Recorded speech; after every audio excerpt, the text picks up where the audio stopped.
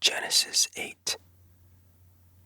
But God remembered Noah and all the wild animals and the livestock that were with him in the ark, and he sent a wind over the earth, and the waters receded. Now the springs of the deep and the floodgates of the heavens had been closed, and the rain had stopped falling from the sky. The water receded steadily from the earth. At the end of the 150 days, the water had gone down, and on the 17th day of the 7th month, the ark came to rest on the mountains of Ararat. The waters continued to recede until the 10th month, and on the first day of the 10th month, the tops of the mountains became visible. After 40 days, Noah opened a window he had made in the ark and sent out a raven, and it kept flying back and forth until the water had dried up from the earth.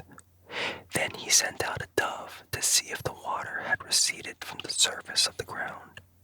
But the dove could find nowhere to perch because there was water over all the surface of the earth. So it returned to Noah in the ark. He reached out his hand and took the dove and brought it back to himself in the ark. He waited 7 more days and again sent out the dove from the ark. When the dove returned to him in the evening, there in its beak was a freshly plucked olive leaf. Then Noah knew that the water had receded from the earth. He waited 7 more days and sent the dove out again, but this time it did not return to him. By the first day of the first month, Noah's 601st year, the water had dried up from the earth.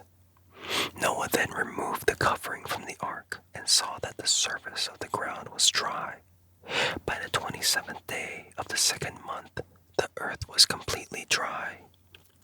Then God said to Noah, "Come out of the ark, you and your wife and your sons and their wives.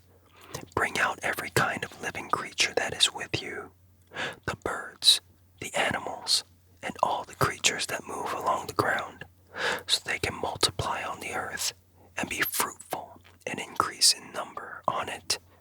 So Noah came out, together with his sons and his wife and his sons' wives, all the animals and all the creatures that move along the ground, and all the birds, everything that moves on land, came out of the ark, one kind after another.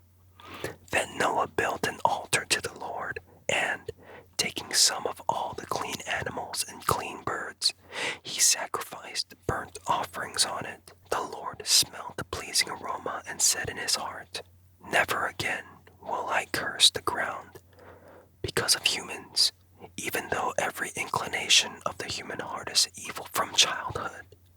And never again will I destroy all living creatures as I have done.